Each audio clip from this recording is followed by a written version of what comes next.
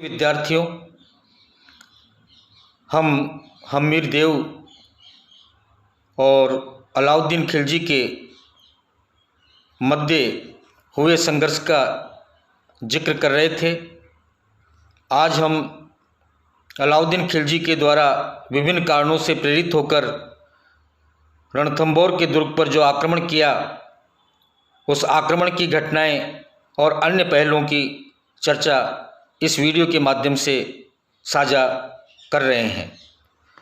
आक्रमण की घटनाएं 1299 ईस्वी में अलाउद्दीन खिलजी ने उलुग खां तथा नुसरत खां को रणथंभौर पर आक्रमण करने के लिए भेजा। खिलजी सेना ने जैन के दुर्ग पर अधिकार कर लिया।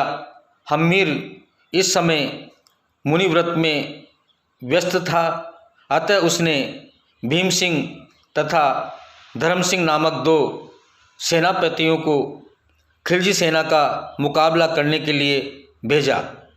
राजपूतों ने शत्रु सेना पर आक्रमण करके उसे पीछे खदेड़ दिया।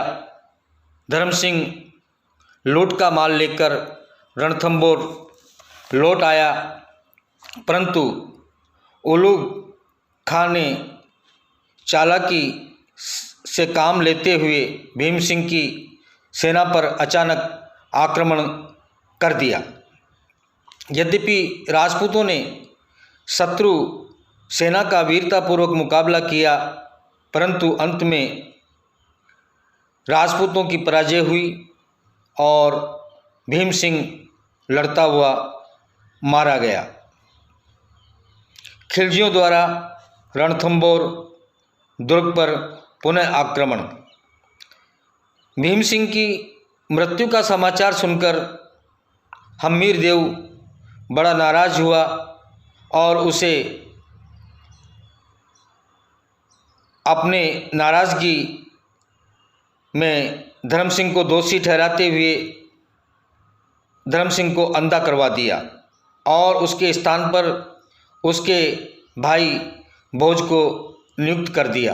परंतु शीघ्र ही धर्म सिंह के बहकावे में हम्मीर ने भोज को मंत्री के पद से हटाकर पुनः धर्म सिंह को मंत्री के पद पर नियुक्त कर दिया। इस पर भोज ने दिल्ली पहुंचकर अलाउद्दीन खिलजी को रणथंभौर पर आक्रमण करने के लिए प्रोत्साहित किया। अतः अलाउद्दीन खिलजी ने उलुग खां के नेतृत्व में एक विशाल सेना रणथंभौर पर आक्रमण करने के लिए भेजी। हिंदुवाट की घाटी में राजपूतों एवं तुर्कों के बीच भीषण युद्ध हुआ, जिसमें तुर्कों को पराजय का मुंह देखना पड़ा। नुसरत खां की मृत्यु और उलुग खां की पराजय। अलाउद्दीन खिलजी ने इस पराजय का बदला लेने के लिए उलुग खां तथा नुसरत खां को रणथंभौर पर आक्रमण करने के लिए भेजा। मुस्लिम सेना ने जैन के दुर्ग पर अधिकार कर लिया और हम्मीर के पास संदेश भिजवा दिया कि यदि वह शरणागतों को अर्थात शरणार्थियों को लौटा देगा तो शाही सेनाएं वापस दिल्ली लौट जाएगी। परंतु हम्मीर ने यह अनुरोध ठुकरा दिया। इस पर मुस्लिम सेना ने रणथंभौर के दुर्ग पर आक्रमण कर दिया। जब खिलजी सेनापति नुसरत खां दुर्ग की प्राचीरों को तोड़ने का प्रयास कर रहा था तो एक पत्थर के गोले के 4 वार से वह घायल हो गया और अंततः इस दुनिया से चल बसा। राजपूतों ने दुर्ग से निकलकर खिलजी सेना पर आक्रमण कर दिया और सेनापति उलुग खां को भारी शक्ति उठाकर पीछे हटना पड़ा। अलाउद्दीन खिलजी द्वारा रणथंभौर का घेरा डालना।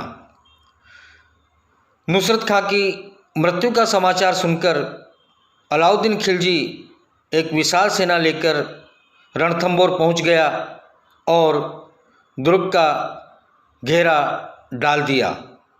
1 वर्ष तक दुर्ग का घेरा चलता रहा, परंतु अलाउद्दीन खिलजी को सफलता हाथ नहीं लगी। रणथंबोर के दुर्ग पर अलाउद्दीन खिलजी का अधिकार। अलाउद्दीन खिलजी ने छल कपट से काम लेते हुए हम्मीर के सेनापति रतिपाल तथा रणमल को प्रलोभन देकर अपनी ओर मिला लिया। रणमल और रतिपाल की सहायता से खिलजी सेना दुर्ग में प्रविष्ट हो गई। इस समय दुर्ग में खाद्य सामग्री की कमी हो गई थी।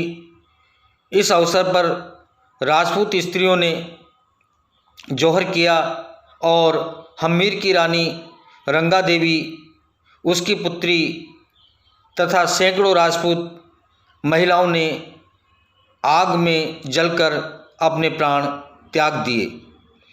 उसके बाद राजपूत सैनिक शत्रु सेना पर टूट पड़े।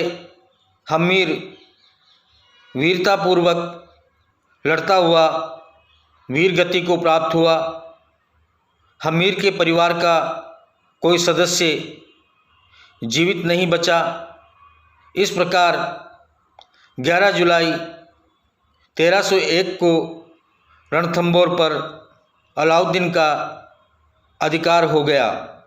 उलूग खां को रणथंबोर का शासक नियुक्त किया गया।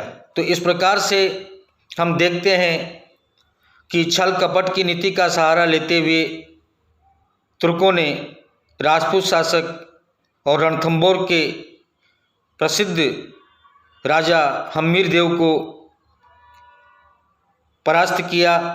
राजा हम्मीर देव वीरगति को प्राप्त हुए।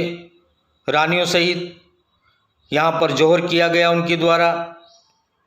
तो इस प्रकार से अलाउद्दीन खिलजी ने रणथंबोर के दुर्ग पर अपना अधिकार स्थापित कर लिया। धन्यवाद।